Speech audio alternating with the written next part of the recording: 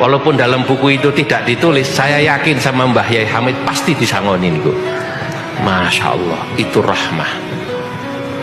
Sekarang ini yang langka niki Pak, rahmah ini. Dunia ini sekarang kita ini kok seakan-akan hidup harus hitam putih. Anda pro sana apa pro sini? Saya ini sekarang kalau duduk ceceran sama Habib Cindang itu pasti langsung di frame dalam sosial media pro Ba'alawi.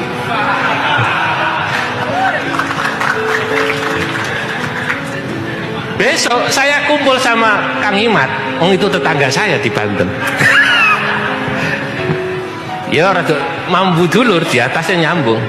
Lalu kemudian wah ini pro Kiai Imat. Loh kenapa kita harus begitu? Kenapa kita tidak punya rahmatan lil alawiyin wa rahmatan lil jawiyin kita? Betul apa tidak? Harus membawa rahmat bagi alawiyin, bagi jawiyin semua, tidak usah dihadap-hadap. Makanya saya katakan saya ini pengurus PBNU. Kalau saya diundang acara habaib, saya datang Pak. Saya diundang misalnya oleh teman-temannya Kiai Imat, saya datang karena Nahdlatul Ulama datang dalam rangka mewujudkan makna wa ma arsalnaka illa rahmatan lil ngawur mawon tiang-tiang ini hanya karena ingin di samping di belakangnya ada jeragane jeragan sing ngoten niku sing nasab digawe ancur-ancuran. Bapak Kapolda Jawa Timur Tirto Pulo. Siapa jeragannya di belakang? Jenderal-jenderal. Itu kok untuk apa itu? Untuk mengacu atau untuk mengalihkan situasi keadaan? Jenderal-jenderal. Ini Polres Timpuri niki apa ngisi amankan. Ada daerah sing jebol. Nggih. Ada daerah yang jebol. Nah, jadi boten isu kalau di belakangnya itu ada jeragan, ada sing mendukung. Nggih mboten kepentingannya dene. Ada. Belum pun usul teman. Kapolda Barat, pokoknya undang iki nek bahas masalah nasab misalnya wis aja diberi. Baik yang satu lawannya, baik yang ini sama-sama tidak, jangan diberikan. Kalau Pak akan terjadi kekhawatiran kisrolan, terjadi apa? Terjadi keributan. Lalu keributan massal kasus 1998 akan bisa terulang, bahaya. Akhirnya terjadi menjadi sebab atau turun ini kalau kasus ini kalau alamin ini ada yang merancang ke sana, merancang untuk keributan seperti 1998. Kata itu diubar, akan didekengi.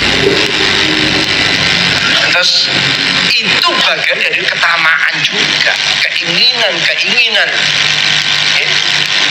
keinginan coba awake terkenal, awake jene anu. Tapi yakinlah bahwa Quran berdawuh. Assalamualaikum warahmatullahi wabarakatuh. Alhamdulillah wa syukurillah ala nikmatillah la haula wa la quwata illa billah. Allahumma sholli ala sayyidina Muhammad wa ala ali sayyidina Muhammad. Sahabat-sahabat sekalian, 4 hari belakangan para netizen dan umat Islam sekalian saya kira mendapatkan 2 prank yang sangat serius ya. Prank ini bukan dilontarkan atau dilakukan oleh orang-orang yang mungkin tidak diperhitungkan, namun demikian merupakan para pepunden, para sosok yang seharusnya menjadi kiblat dari harokah wa khidmah. Yang pertama yang agak menggelikan saya adalah dari ketika fenomena Kiai Zulfa Mustafa, ketika haul Mbah Hamid Pasuruan.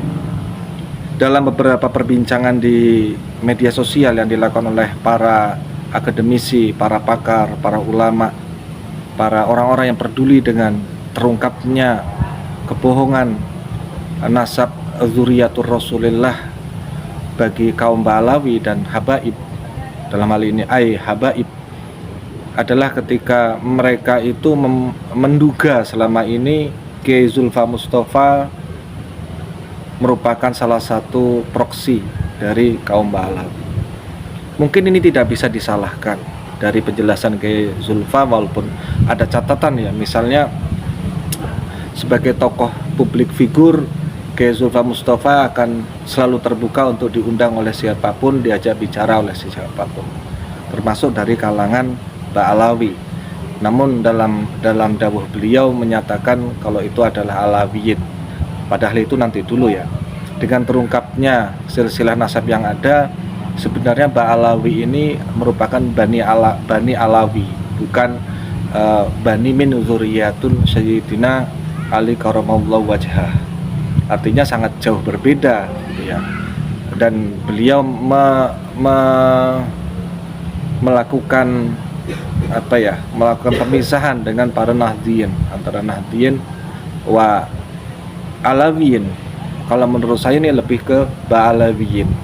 Artinya memang ya selama ini mereka tidak berbaur gitu. Adapun yang bergabung, saya tidak tahu motif-motif yang terungkap belakangan ini. Namun dari stigma dari para netizen dan kebanyakan terkait dengan Zulfa Mustafa, yang mengagetkan sekaligus mencengangkan dan banyak yang akhirnya bertepuk tangan adalah ternyata beliau mengakui kalau di situ merupakan kerabat begitu ya, kerabat dari Kiai Imaduddin Al-Bantani, baik secara lokasi tempat tinggal maupun secara nasab. Ini membuat banyak kawan-kawan, sahabat-sahabat sekalian yang bersorak, kegirangan tentunya ya. Ya ternyata Kiai Zulfa Mustafa yang selama ini diduga dari merupakan satelit atau merupakan proksi dari kaum Ba'alawi, ternyata tidak juga. Ini semuanya peringatan juga lah, saya juga bagi teman-teman para netizen, YouTuber, bagi para komentator atau siapapun. Yang namanya dunia semakin ketidakjelasan seperti ini, jangan gampang menstigma seseorang ya. Jangan gampang menilai dari apa yang kita nilai dari secuplik demi secuplik. Namun demikian, kalau itu sering dilakukan memang bisa menimbulkan praduga. Yang kedua, saya mengharapkan yang namanya perbedaan pendapat khilaf, tapi ini termasuk khilaful aula karena ini serius sekali, bukan hanya terkait dengan warga Nahdlatul Ulama, tetapi dengan ada kaitannya, kuat kaitannya dengan keberlangsungan kebangsaan ini. Karena dengan sepak terjangnya Ba'alawi selama ini, aneksasi-aneksasi yang ada baik secara budaya, kemudian secara amaliyah, kemudian secara identitas, sejarah gitu. Ini banyak terjadi. Dan prank yang kedua yang aneh gitu ya, juga banyak yang membingungkan kalau menurut saya.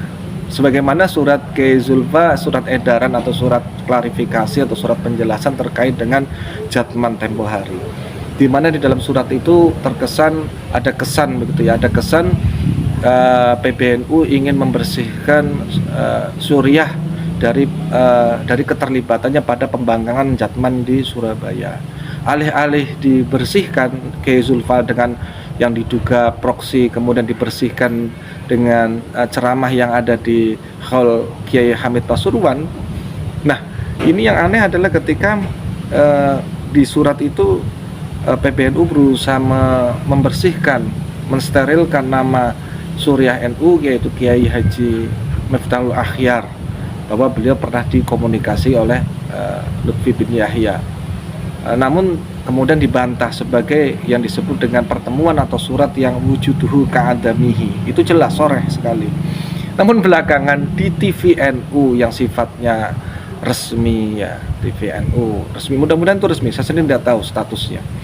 Yang kedua ada dalam pengajian Al-Hikam yang sifatnya tasawuf Sadziliyah, di situ dinyatakan bahwa yang saya pikir sangat merepotkan di akar rumput adalah statement bahwa pembongkaran nasab Ba'alawi ini disponsori oleh jenderal-jenderal. Ini coba berpikir di bawah bagaimana nerangkan ketika ditanya oleh para babinsa, koramil, apa benar hubungan kita di mana untuk mensponsori kegiatan ini.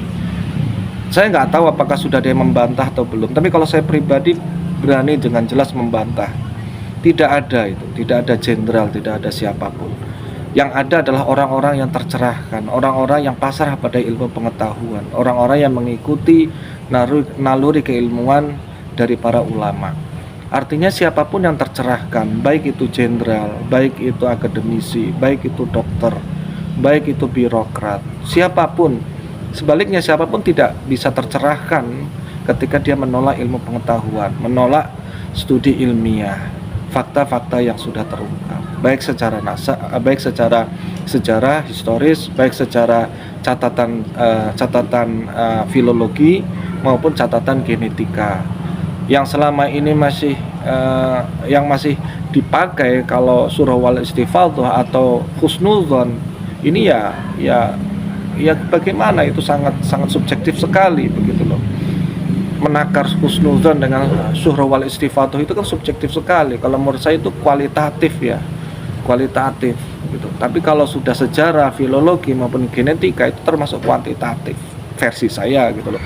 Maka keterangan bahwa selama ini ada yang membackingi, ada yang mensponsori pembongkaran identitas Ba'alawi ini dan misi-misi yang ada di Indonesia disponsori etc. Menurut saya ini tuduhan yang sangat serius gitu loh. Bagaimana, coba pikirkan bagaimana orang-orang di bawah itu akan menjelaskannya kepada sesama grassroots. Ini harus diklarifikasi gitu sebelum nanti merepotkan. Nah, tapi sekaligus pernyataan dalam kajian Al-Hikam ini yang kalau tidak salah dilakukan secara streaming itu ya. Ini justru yang tadinya ditutup oleh suratnya penjelasan dari PBNU kembali malah di surat beliau seperti bisa dimaklumi, oh memang begitulah seorang suriah ngemong begitu. Artinya menerima ketika di pertemuan pun menerima, tapi itu tidak resmi, tidak dianggap resmi oleh PBNU. Kok sekarang dinyatakan dalam pengajian yang seperti itu seolah-olah malah mengembalikan posisi beliau dalam tatapan curiga dari para warga NU, wabil khusus ya para netizen sekalian yang merupakan warga NU di akar rumput. Ini membingungkan terus terang. Saya sendiri apa sebetulnya yang sikap apa, langkah apa sebetulnya yang signifikan yang sedang akan kita lakukan begitu, atau sedang akan dilakukan. Di tengah kemarin kritik saya terhadap surat penjelasan itu pun tidak menjelaskan tentang status legal dari Jatman. Ini kok ketika sudah berusaha cobalah disimak kembali surat penjelasan itu, bagaimana PBNU bekerja keras untuk menutup G. Miftah selaku Suriah sebagai dari pembangkangan yang ada di Surabaya. Tapi kok kemarin ya kalau tidak salah itu ya di Nu TV itu kok malahan justru mengeluarkan tuduhan baru sebagai sponsor, ada sponsornya yaitu para jenderal, setelah sebelum menuduh sebagai gerakan Wahabi kalau tidak salah ya, sebelum lagi juga menuduh sebagai gerakan Khawarij atau apa itu. Kok semudah itu begitu loh, kok semudah itu ya, eman-eman sayang gitu loh, karena itu live gitu. Kalau cuma obrolan biasa mungkin tidak bisa dijadikan referensi, ini masa terbuka. Jadi saya mohon sebagai para petinggi-petinggi yang ada, para budan-budan yang ada, para kiai di atas sana itu bersikap ya kalau tidak bisa memberikan jalan keluar atau menengahi, ya setidaknya ya jangan membuat bingung. Saya kira ada dua prank ini yang tadi menstigma malah sekarang jadi bertepuk tangan. Yang kedua adalah dengan ada surat penjelasan itu kok kemudian malah sekarang mempertegas diri kedudukannya di mana. ini benar-benar kerja keras ya. PBNU memang harus, saya tidak, meskipun saya pribadi saya tidak setuju kalau ada MLB gitu ya, itu terlalu frontal ya. Masa ya hanya beberapa gelintir orang sampai harus merubah, karena kalau MLB nanti kan sampai ke akar rumput tuh, sampai ke cabang dan sebagainya. Ini merepotkan sekali. Bagi saya ya sebaiknya kualitas muktamar itu memang harus diperhitungkan benar lah ya. Kayak gini kalau salah ini ya, salah kedaden itu kan merepotkan semuanya. Nah ini hanya opini dari saya.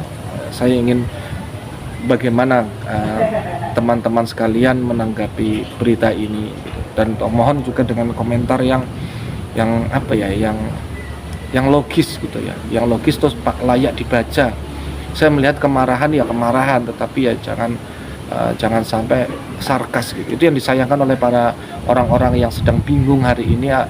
Di satu sisi mereka membenarkan bahwa itu batal dengan perilaku mereka, di sisi lain mereka juga bingung dengan sikap para pendukung Kiai Imad, katakanlah mungkin yang banyak yang sarkas di media sosial. Ini menurut saya, dan silakan tanggapannya akan seperti apa. Nanti kalau ada hal baru saya berusaha untuk mengabarkannya sebagai sebuah keterbukaan informasi bahwa NU ini milik kita semua tanpa ada tendensi maupun maksud apapun. Demikian, wallahu muwaffiq ila aqwamit thoriq. Assalamualaikum warahmatullahi wabarakatuh.